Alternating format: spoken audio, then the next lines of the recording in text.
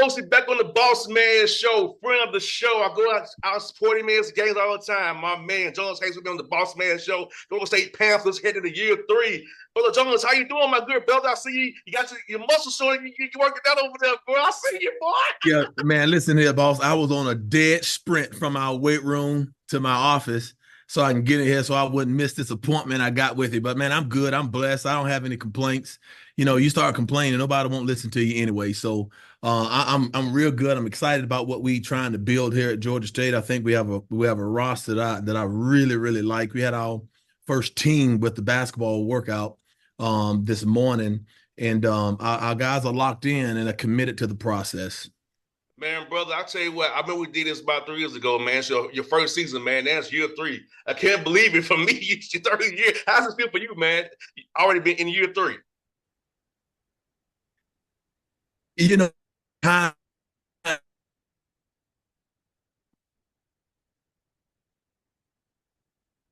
in life more valuable than time, because once you lose either one of them, you won't ever get them back. Yes, sir. And the time that's been spent here building this program to a point where we can get to the tournament and hopefully win some games while we're there, it's gone by so fast, boss man. Time don't wait for anybody.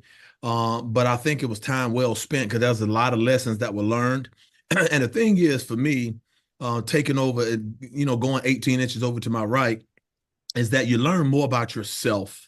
And the one thing I'm pretty proud of myself, I've always been people centered, relationship oriented, and this has given me a platform to lean into that more. Because today's kid, man, you have got to create a rock solid relationship with them. Then you'll be able to lead them.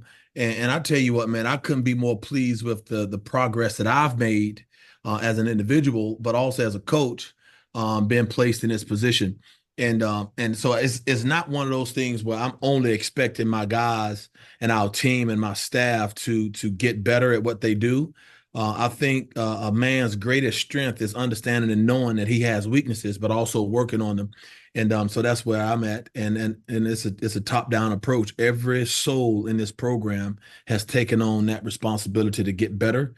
And we're going to keep moving forward, keep putting one foot in front of the other. And you know what? See where we land. No doubt, Jonas, man. Last year, man, the record don't speak to how close in games you were, man. Like there was a lot of games that was very, very close, but everybody sees the win-loss record. So, but your guys was in a lot of games. Could have won some games. Didn't go your way. It would be free throws, blocks, or whatever. But yep. Going back and reevaluating the film, knowing that how close you guys were to winning more games if guys just did the right things at the right time. Yeah, and so being that close in that many games, that is the biggest tease, right? To be in it, when it matters most, that's one thing. But to be able to attach a level of intelligence and poise in the moments of truth down the stretch, that's where our program has continued to have to find areas to grow, and it's all about how you deal with adversity. And just because you have adversity in games, that don't mean you stop executing or you stop thinking or you stop, paying close attention to detail, or your sense of urgency is lacking. And so that's where, when I evaluated, I've watched every game of ours last year multiple times. And we just lost. We had a lack of poise in the moment of truth. And so that's an area, just from a mental standpoint, that I think we've got to get better. And that's not lost on me. So I'm excited about the opportunity we have to show that we've improved. No doubt, man. You know what, man? I remember I was at the game against OD last year, man. That was the game I was at, man. You guys came back that night. That night, man. I know how happy you were post game. And I think, to me, I was like, I don't think the team last year could have done that. But yeah, just seeing that improvement just in that moment, being down, having the student section uplift you guys lock in, do the right things. I was hoping that you could have balled it up some more and kept on doing it. But you saw a glimpse, it kind of takes you to that tease of what it can be. We just decided we're going to do this tonight. Yeah. And so that's the level of maturity. You got to have, it's a lot of maturity in being consistent in your effort, consistent in what you think about, consistency in your thought process. And so as you get older and the experiences, you gain more experience, you would think you'll get more mature and you're able to have poise down the stretch. But I was excited. I think our program, I've told my staff this multiple times, several times, that last year our program reached a corner, we couldn't quite turn it. We're going to keep our head down, keep moving forward, and see if we could turn that corner. And Jonas, with 10 new guys coming in this summer, man, how did you kind of balance the team stuff versus player development stuff? Because you don't want to get guys to jail and feel comfortable with you and your system and your staff, what you do, but also get better as an individual so you can really knock it rock and roll come November the 4th here, which is coming fast and furious, my brother. Yeah, so what we did a little bit of both. We did both individual attention and in July. With June, we did individual attention, and in July we did a lot of team. But I tell you what, boss, what we did more so than anything, we worked on our camaraderie, we worked on our fellowship off the basketball court. So when you have so many new faces, you got so many new personalities, you got so many new backgrounds, people come from all different walks of life. You have got to get those people and personalities in the same room and on the same page before you even can discuss basketball. Basketball is going to take care of itself. We got pretty good ball players, but you have got to learn how to play well with one another, and you have to have some level of love, respect, to have that intangible, to play well together. And the one thing I think we did well this summer is create a sense of camaraderie.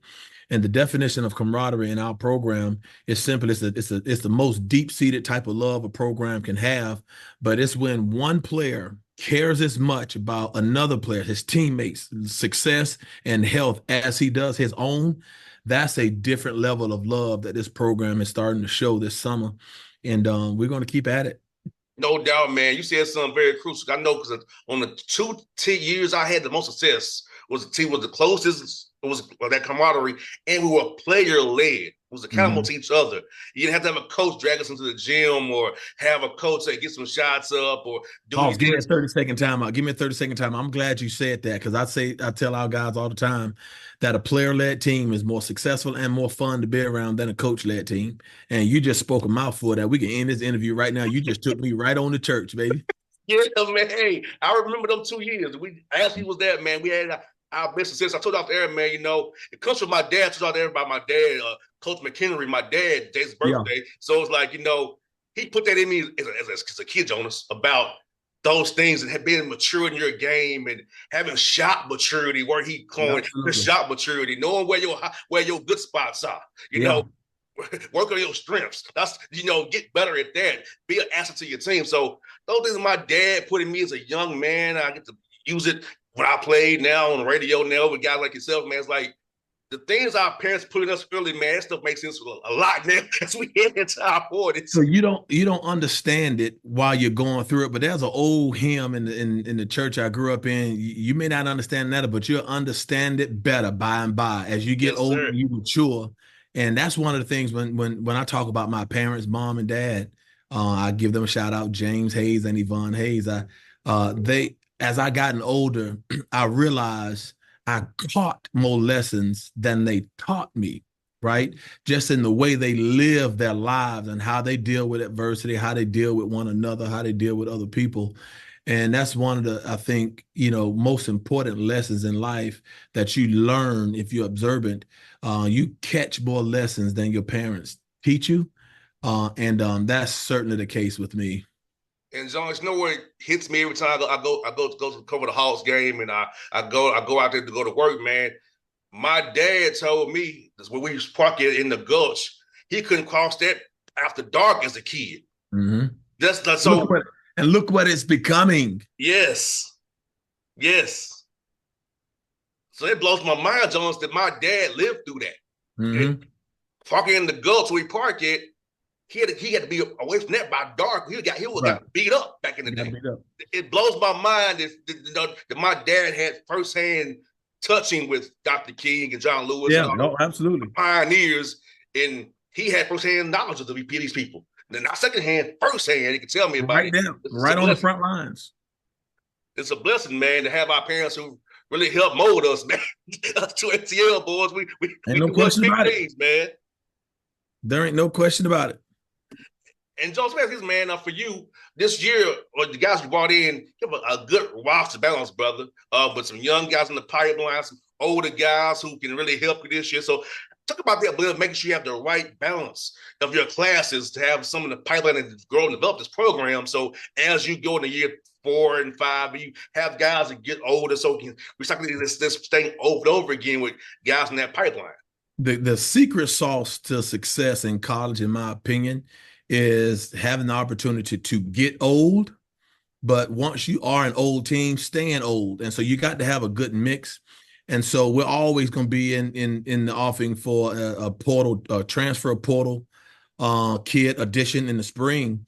But we will never, ever, ever forsake the idea of recruiting elite high school player. Because if you can get an elite high school player and you can keep them in your program for multiple years, they then become old, and you can supplement, his teammates around him with the oldest portal transfer addition.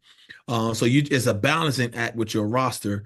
Is you got to have a healthy balance of older guys you get through the transfer portal and elite high school guys you may be able to get in the spring.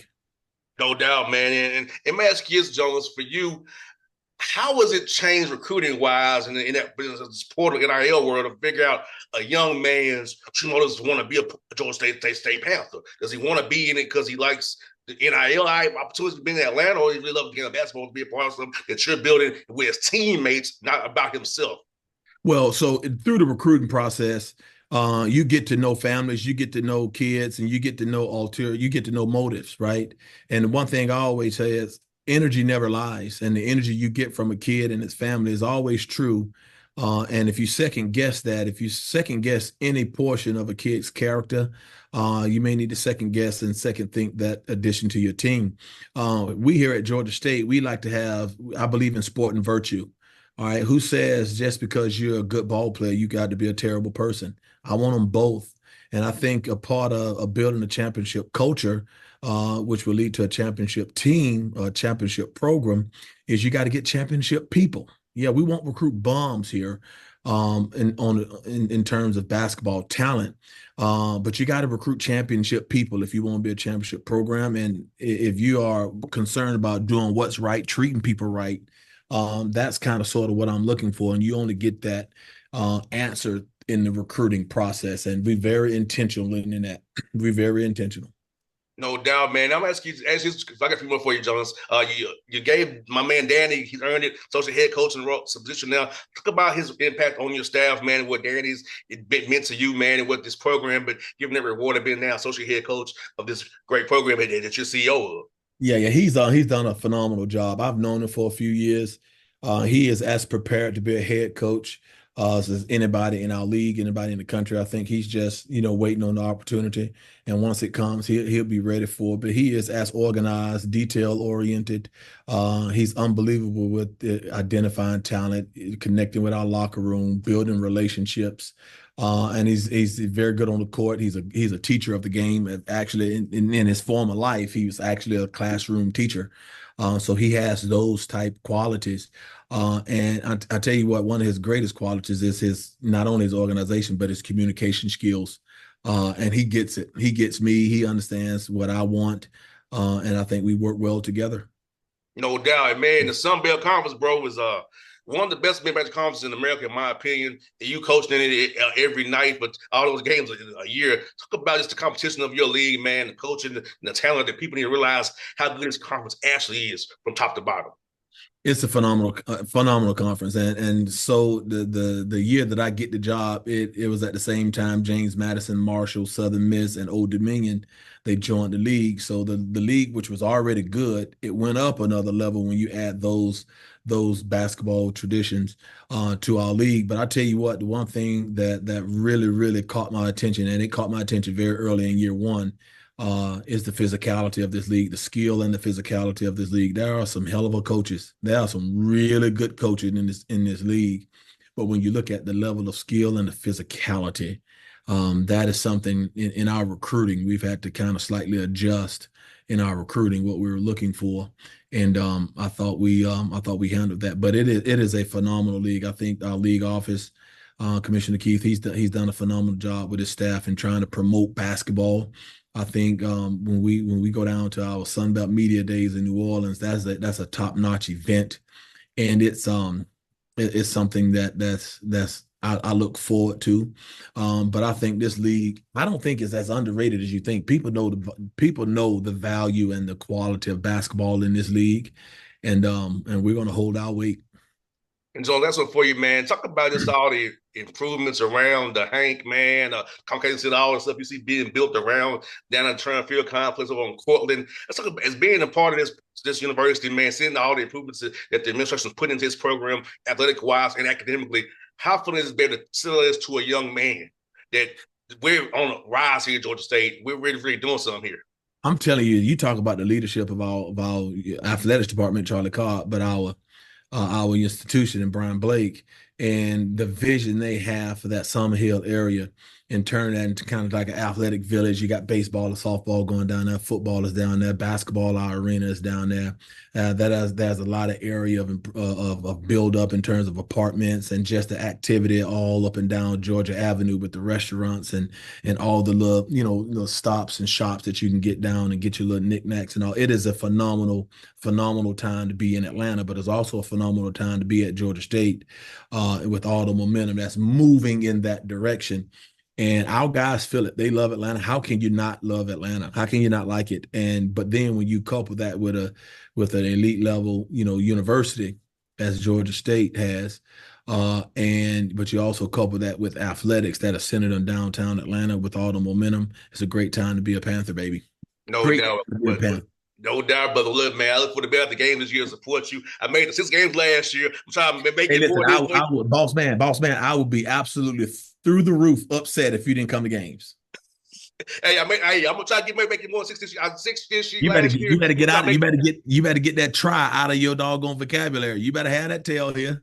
I sure will, my brother. You know I'm be cheering for you. Hey, I I'm very know. much impartial. I'm cheering for Thomas Hayes, baby. Got you, baby. I got you. I appreciate you. But hey, fun talk to you, my guy. I'll see you real soon, my guy. Anytime, my man. I appreciate you, baby. Got much love for you. All right, man. Talk to you. Bye.